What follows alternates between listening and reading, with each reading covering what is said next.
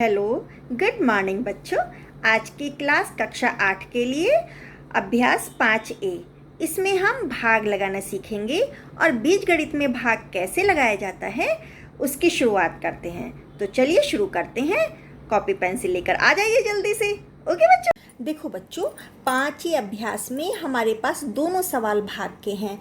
पहले वाले में हमें इस तरीके से दिया हुआ है कि पहले वाले में दूसरे से भाग लगाना है। वो खुद कह भी रहा है कि इस संख्या में इसमें हमें इससे भाग लगाना है, इसमें हमें इससे भाग लगाना है। जो दूसरा सवाल है उसमें हमें वटे में दे दिया है। इसका मतलब है ऊपर जो भी संख्या हमें दी गई है वो नीचे वाली संख्या से हमें भाग लगाना है। हमेशा ध्यान रखना, हमें भाग लगाना है, ठीक है। तो चलिए सवाल करते हैं। अब जैसे कि हम ये सवाल करें तो 8, इसको हम लिख लेते हैं 8x² YZ में बटे 2xy। इसी तरीके से हमें लिखना होगा जैसे कि हमें यहाँ पे दूसरे सवाल में दिया हुआ है। हमें अपने पहले वाले में भी इसी तरीके से काम करना है। तो लिख लेते हैं। अब हम इसको ना फैला देंगे, जैसे कि इसका प्रसार कर देंगे। जैसे कि x² का मतलब होता है x की 2 बार गुणा करना, तो गुणा x। ऐसे ही अकेला y है तो y लिख दिया, अकेला z है तो z लिख दिया, बटे लगाया, 2 लगाया, गुणा x गुणा y। अब हम भाग लगाएंगे। इसका मतलब है हमें नीचे वाली संख्या से ऊपर वाली संख्या को काट देना है। तो 2 एकम 2, 2 चौक 8। एक x से एक x कट गया, एक y से एक y कट गया। अब आप ये देखो कि नीचे तो कुछ भी नहीं बचा, तीनों ही कट गए। ऊपर क्या बचा है? ऊपर बचा है 4 बचा है, और ये वाला x बचा है और ये वाला z बचा है। यही मेरा आंसर है। इसी तरीके से इसको भी देखिए।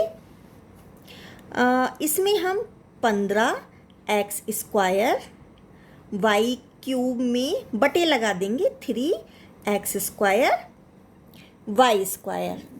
ठीक है बच्चों, तो इसको फैलाते हैं। 15 x कितने हैं? 2 है, एक x दूसरा x।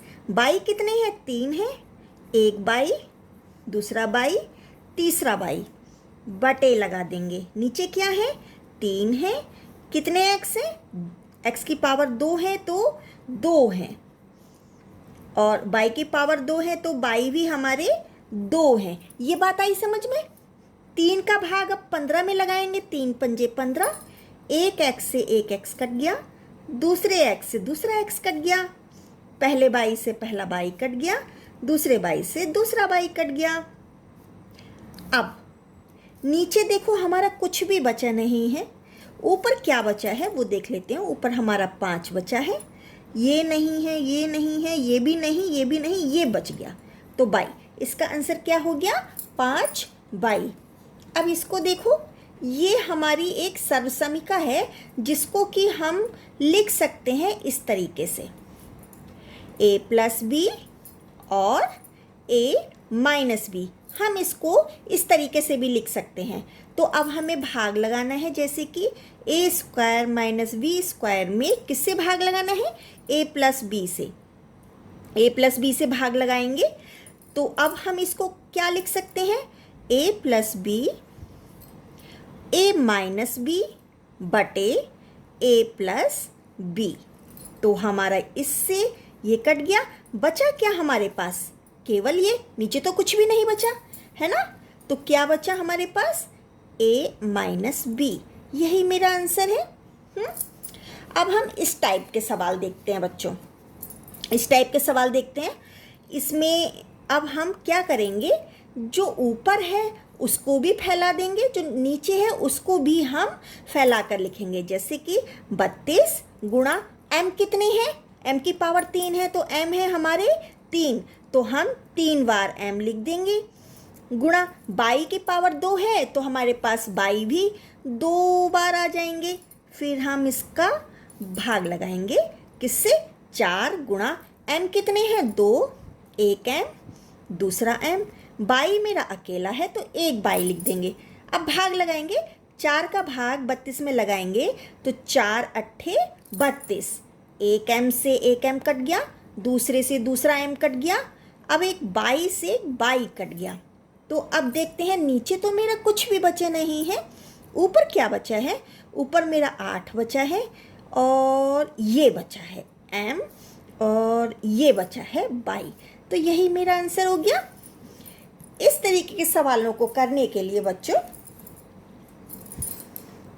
हम इस तरीके से भी कर सकते हैं, एक्स क्यूब बटे एक्स प्लस 4x² बटे एक्स प्लस 4x बटे एक्स, इस तरीके से भी लिख सकते हैं। अब हम इसको फैला देंगे, जैसे x कितने की पावर है हमारी 3, तो कितनी बार लिखना है? x गुणा x बटे x प्लस, फिर यहाँ पे 4 के साथ x की पावर 2 है तो x कितने मिल गए? 2। अब यहाँ पे खाली 4x है तो 4 गुणा x लगा दिया बटे x।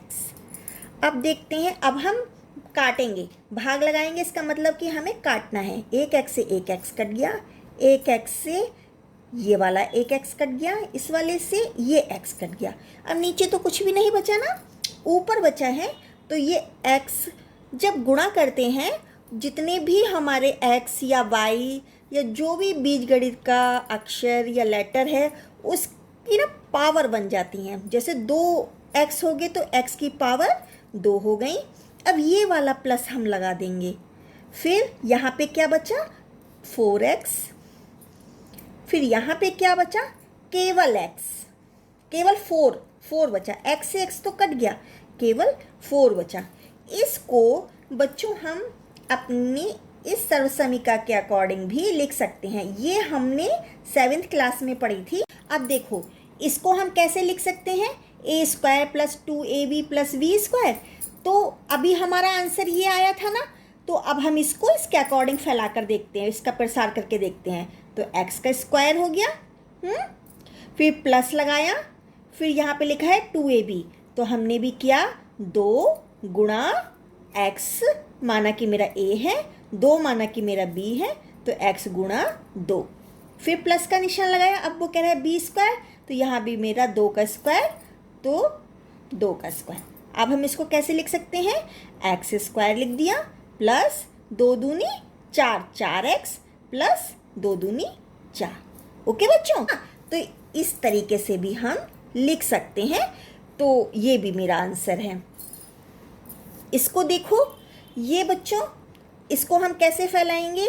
16x² बटे 4x माइनस 8x³ बटे 4x। तो इसको हम कैसे लिखेंगे बच्चों? ठीक वैसे ही हमें इसको फैलाना है। 16 गुणा x की पावर 2 है तो 2 बार x लिख देंगे बटे 4x माइनस यहाँ पे x की पावर 3 है तो हम 3 बार x लिख देंगे, है ना? 3 बार x लिखेंगे, है ना? और नीचे 4x, बीच में हम चाहें तो इसमें गुणा भी लगा सकते हैं, है ना? और जब कोई निशान नहीं होता तो वो पहले से ही गुणा का माना जाता है। तो 4 का भाग लेंगे, 4 एकम 4, 4 चौक 16, एक x से एक x कट गया, ऐसे 4 एकम 4, 4 दूनी 8, एक x से एक x कट गया।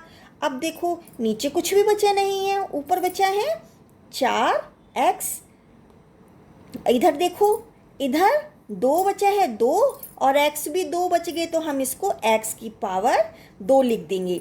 अब इसमें हम देखो कॉमन ले सकते हैं, क्योंकि यहाँ पे 2 है और x भी है, यहाँ भी 2 मिल जाएगा और x भी हमें मिल रहा है, तो हम 2x को कॉमन ले लेंगे। इसका मतलब है 2x से हमें इसे भी भाग लगाना है, इसे भी भाग लगाना है। तो यहाँ पे क्या बचेगा? जैसे कि x से x मेरा कट जाएगा और 2 दूनी 4, तो यहाँ पे मेरे को सिर्फ 2 मिला। अब ये माइनस लगा देंगे, यहाँ पे 2 कैंसिल हो गया, एक x कैंसिल हो गया, तो यहाँ पे केवल x मिल गया। तो ये मेरा आंसर है। इसी तरीके से हम अब इसको भी करेंगे। 9 ए स्क्वायर बटे 3a माइनस 24a बटे 3a प्लस 18a क्यूब बटे 3a। अब हम फैलाएंगे 9 और गुणा कितने हैं, a कितने हैं 2, तो a गुणा a बटे 3 गुणा a, ये माइनस लगा दिया, ये 24 गुणा a बटे 3 गुणा a, ये 18 गुणा a कितने हैं यहाँ पे 3 है, तो गुणा a गुणा a गुणा a बटे 3a। अब देखो बच्चों, ये 3 से 3 9 कटा तो 3 3 9, एक ए से एक ए कट गया, 3 अट्ठे 24, एक ए से एक ए कट गया, 3 6 18, एक ए से एक ए ये वाला कट गया। अब नीचे तो कुछ भी बचा नहीं है, ऊपर कितना बचा है 3a बचा, माइनस यहाँ पे 8 और तो कुछ भी नहीं बचा। फिर यहाँ पे प्लस का निशान लगाएंगे, यहाँ पे 6 बचा और 2a बचे, तो हम इसको a स्क्वायर लिख सकते हैं। इसको लिखने का तरीका बच्चों ये होता है, जो स्क्वायर वाली संख्या होती है उसको हम पहले लिखेंगे, फिर खाली a वाली संख्या हम लिखेंगे, इसके बाद में हमारे पास जो केवल संख्या है उसको लिखेंगे। तो ये मेरा आंसर आ गया। ठीक है बच्चों, आया समझ में 5 अभ्यास। Okay, best of luck.